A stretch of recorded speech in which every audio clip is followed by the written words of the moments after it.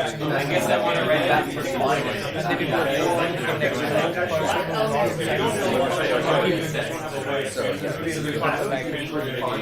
Forward partition. I don't even know how it goes to some.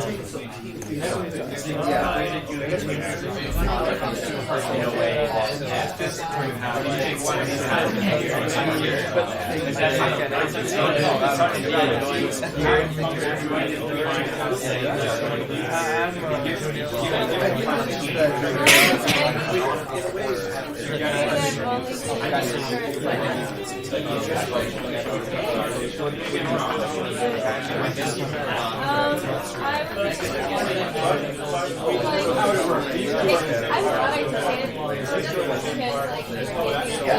That's why I don't understand what I simply point out. This is like partitioning them into a group. I should have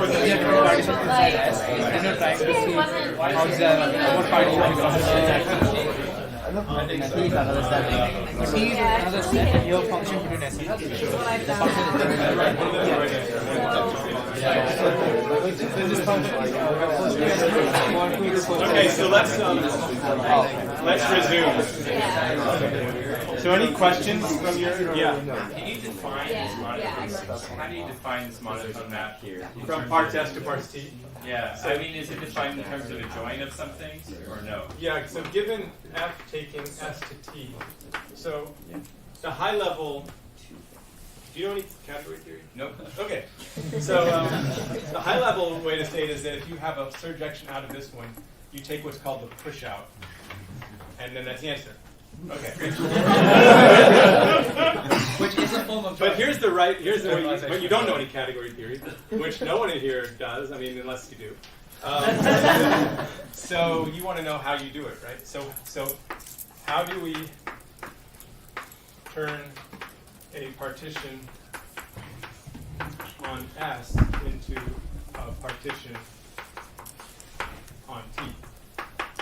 So given a surjet, like, so take the partition on S. Given a partition on S, I'm willing to accept that we don't yet have the vocabulary. we don't yet have if that's the answer. So take, no, it's okay. So take T1 and T2 and T. Are they in the same partition?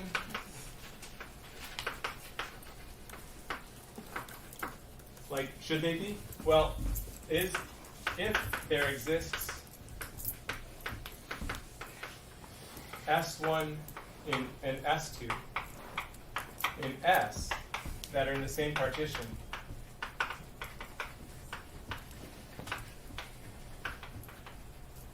and f of S1 equals T1 and f of S2 equals T2, put T1 and T2 in the same partition.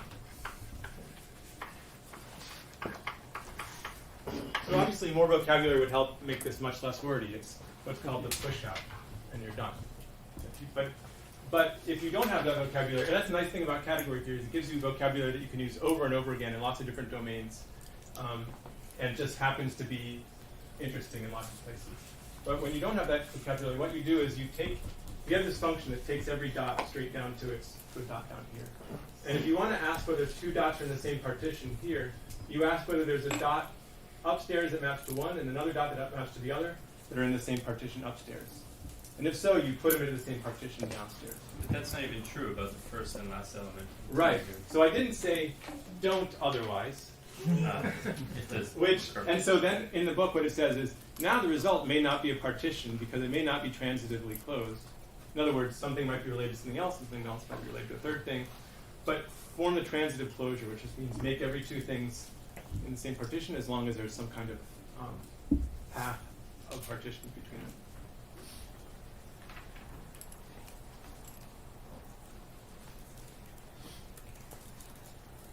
Okay, so does that make sense? Any other questions? Yeah. So is it if you take another partition Yeah. by taking the fibers of the map. Oh. Oh, And you take take the the fibers of join the of map. those two.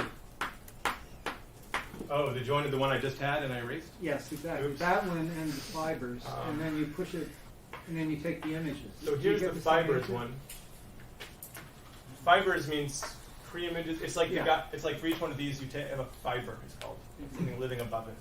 So here's another fiber, and here's another fiber, and then you want me to join those two. Join them. And join them means do this kind of transitive closure idea. So I have. It was also what I called join before. So it's a join in the post set of all partitions. So it's a partition that's coarser than both the yellow one and the white one, but it's the least thing possible like that. So what that is you kind of just connect. Does that look like something? Oh, is it all of them? Okay, nice. Is that what you meant to happen, I guess? Okay, thanks. And now what? Then what? And then you take the images of those sets. Oh, the and you question get is, the- does that give you what you're constructing? Oh, Yes. yes. What I'm constructing? Oh, what I'm constructing. I think it does. You took the fibers, then you pushed it back to the map, so you get the same thing if you just considered the points in the image. That's kind of cool. Okay, let's put that as a conjecture, and as a challenge problem, we can ask whether that's right. We'll put that. Maybe we'll put that in the book as Bob's challenge problem. What's your name? Frank. Frank's challenge problem. Okay. Other questions? It's a low ball. What symbol should I use for the map from part S to part T? You've avoided writing one. I guess how about F lower street? Okay.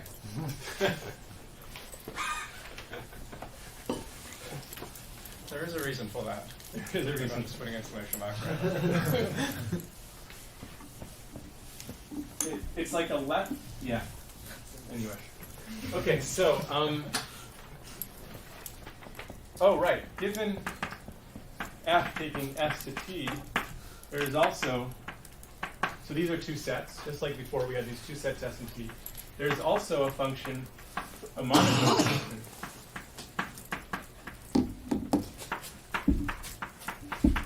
Let's call it F upper star, taking partitions of T to partitions of S. And this one's easier to describe a little bit. So here we don't need to like do something and then like, oops, it wasn't quite right, let's fix it, like we did over there. So how? Given S, given a partition on T,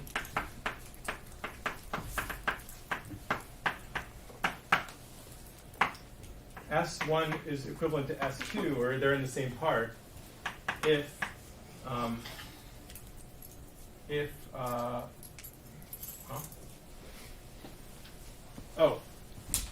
F of S1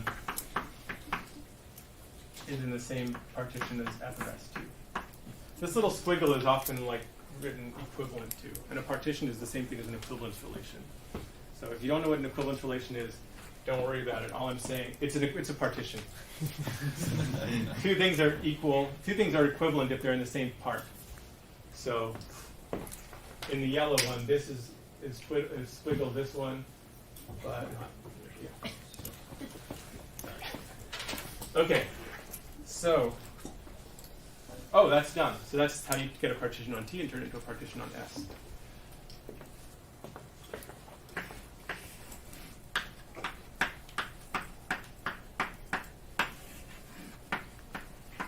So if I have a partition on S, what is, and I have this straight down function from S to, I have a partition on T, and I have this function that drops things from S.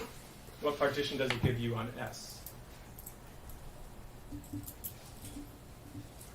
Yeah. All the two right columns and then all the left columns. Yes.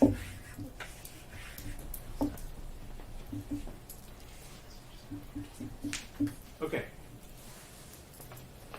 It turns partitions on T into partitions on S. It also turns partitions on S into partitions on T. Now, if you go around trip and you start with a partition on T, say, and pull it back to a partition on S, it's like going backwards. So we call it pulling back. pull the partition on T back along this map to a partition on S, and then push that thing forward, you get back where you started from. You get the same partition. Everyone's saying yes. I think I agree. And can you verify? We're not sure. Okay, somebody else's conjecture. Now, if you start with one on S and push it forward and pull it back, do you get back where you started from? No. Right, because we started before with this white partition here. We pushed it forward and got the entire coarsest partition. We pull that back and we get a coarsest partition here. So it's worse. It's like gone up. It's gotten, yeah. And that's going to introduce something called Galois connections or adjunctions, which is the last thing we're going to talk about. How much time do I have? The time you're allocated, but no more. Oh, okay. So, let's see. By the way, what do I started this talk by talking about generative effects. I was about to write "by the way" in big letters. Generative effects.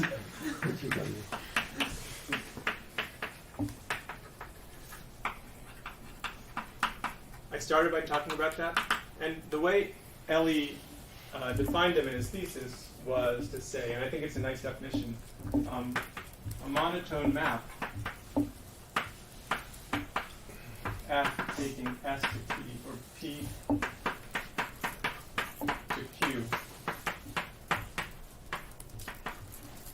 that does not preserve joints.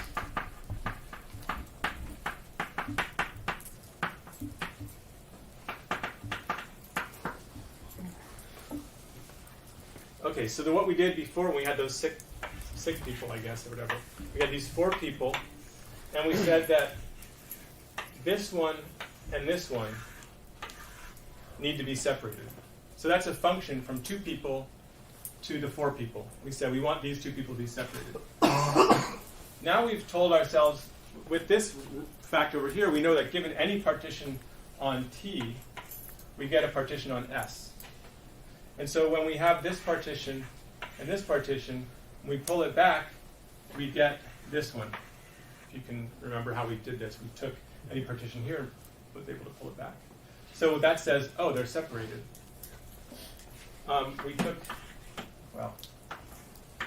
We took this partition where we had the 2 kids in elementary school together or whatever, and the 2 parents at work.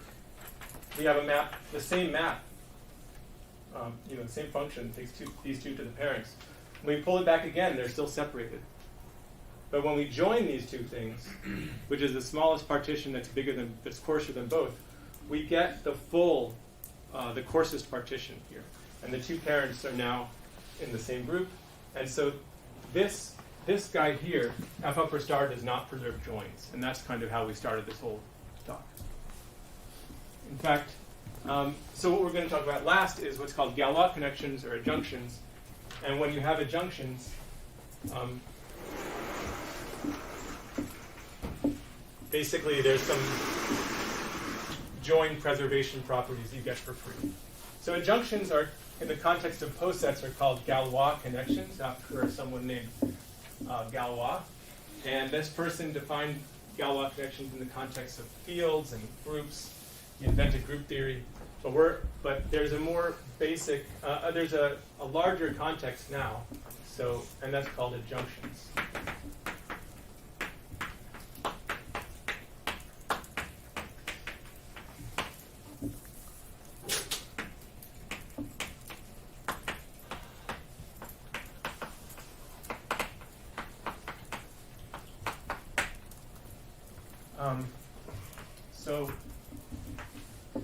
So suppose you have, let P and Q be posets.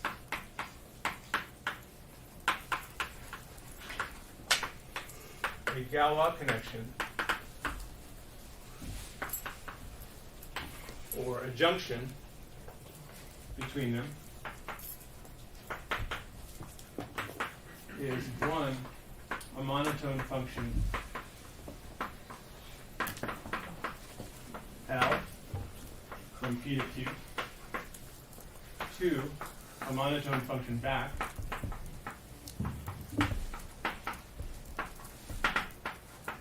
from Q back to P, such that for all P and P and Q, something weird happens. L of P is less than or equal to Q if and only if P is less than or equal to R of Q. And the reason for L and R is because L is called the left adjoint. And why is it called the left adjoint? Because it's on the left of the equation. That's the only reason. It's like on the left and R is on the right of the left hand side.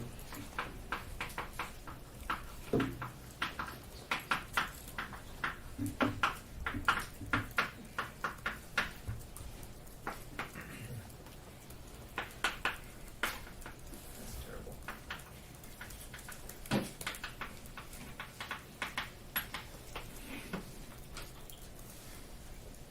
So these come up all over the place. What time? I stop in 10 minutes? Yep. Okay. So I'm going to stop in 10 minutes. He is going to talk to you for the last 20 minutes to tell you what the rest of the course is going to be about. So where did this come up? First of all, we have given S to T a function. We get part S and parts of T. And we have a function going this way, and we have a function going this way, where L I called F lower street, and R I called F upper star, but I could have called them L and R. And these are a junction. And it says that if you have a partition of the top set and a partition of the bottom set, and when you push the top one forward, it's finer than the other one, right? So you have one P on the top set and Q on the bottom set. If you push P forward and it's finer than Q, that'll happen exactly when P is finer than the pullback of Q. That's just a fact that you can check. Let me give you some, yeah, it's junctions are like an acquired taste. But once you like them, you really like them. It's like, yeah. I got stuck because I was about to talk about like heroin or something, and I thought I shouldn't talk about heroin. Then I started getting in a mix. But I've never done heroin. Okay, so let's take n less than and n less than. I'll give you an adjunction between those. One is you take any number and you multiply by 5. What does it say? What happened? What did you say? I just wanted to know what's behind it. Oh. Okay, got it. You multiply a number by 5, and that will be a monotonic function because if a is less than b, then 5a is less than 5. But I could also take a number and I could take the floor of that number divided by 5.